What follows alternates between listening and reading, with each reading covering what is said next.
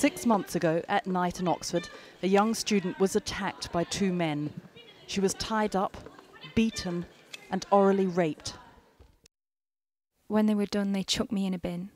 And then, after that, I'm not entirely certain if I was knocked out or just from lack of oxygen, or just not with reality, disassociating myself or something. Yet, Amelia, which is not her real name, did not report this. She still hasn't told her parents. Very few of her friends know. Why didn't you tell the police? I was very ashamed at the time. People say that if you're a young female having a bit too much to drink, you shouldn't really be going out alone. I was crying hysterically, and I remember I changed my story. I just told my friends, yes, two guys had attacked me, but I'd been able to throw a couple of punches and fight them off, and that was all I'd ever told them, for months, and probably what some of them still believe. But she has spoken out now, inspired by Ione Wells, a fellow Oxford student who was also attacked as she made her way to her North London home. Ione's letter to her assailant, published in the Cherwell, Oxford's independent student newspaper, went viral, and the result was the Not Guilty campaign.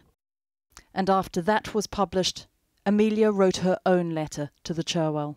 It helped me, reading her letter, that she was brave enough not only to fight back in her own way, but also to come out, not anonymously, and say, this isn't right. What she was doing, walking alone at night, that doesn't make her guilty, which is something I struggled with for a long time. I was alone. I was drunk. Alone at night in a place I didn't really know. Although the campaign started here at Oxford University, it could actually have been anywhere, because it's about giving voice to all those women who have been abused, sexually assaulted or raped, and yet who somehow feel that they were at fault, that they were guilty. Nobody realised what impact Ione's letter would have, but after it was picked up, they have had emails from around the world. People emailing us and contacting us, telling us that we had in some way impacted on their lives. I've had emails from young girls, I've had emails from grandmothers. It's honestly been completely across gender and across age.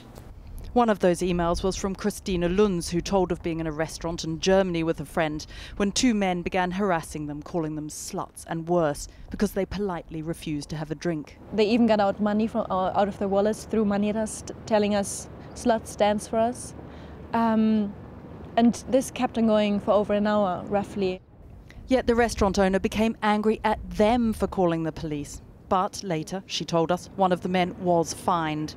Christina, now studying at Oxford, told us also, it makes a point. The abuse comes in all forms and it happens all the time.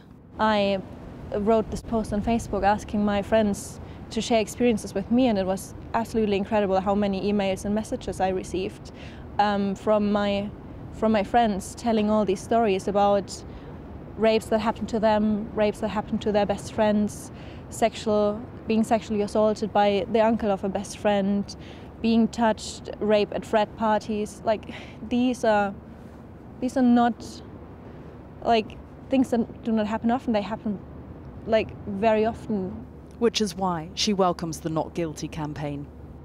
Although record numbers of rapes and other sex crimes were logged last year, 220 a day, it's thought that only 11% of rapes, for instance, are ever reported. And the conviction rate in England and Wales is one of the lowest in Europe. Last year, there were under 4,000 prosecutions, of which just over half were found guilty. I think that all police forces locally need to think, what can we do to capitalise on this? That we've got victims coming forward, victims contacting newspapers, contacting the websites.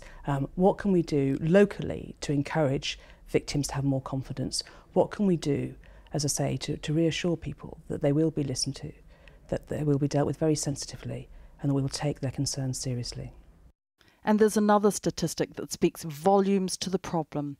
1 in 5 people admitted they believe that the victim is partly responsible for a sexual attack if they've been drinking. I suppose if it had happened last night and I had all the information I have now, I'd probably go to the police. It's something I've struggled with. that I haven't told my parents, and I don't want to.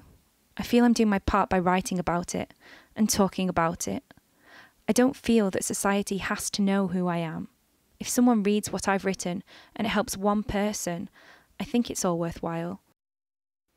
Ione Wells' attacker was yesterday sentenced to 12 months in a youth detention centre. Amelia won't have that day in court. But bit by bit, by talking, it's helping her to understand this was not her fault. Or as the hashtag says, she was not the guilty one.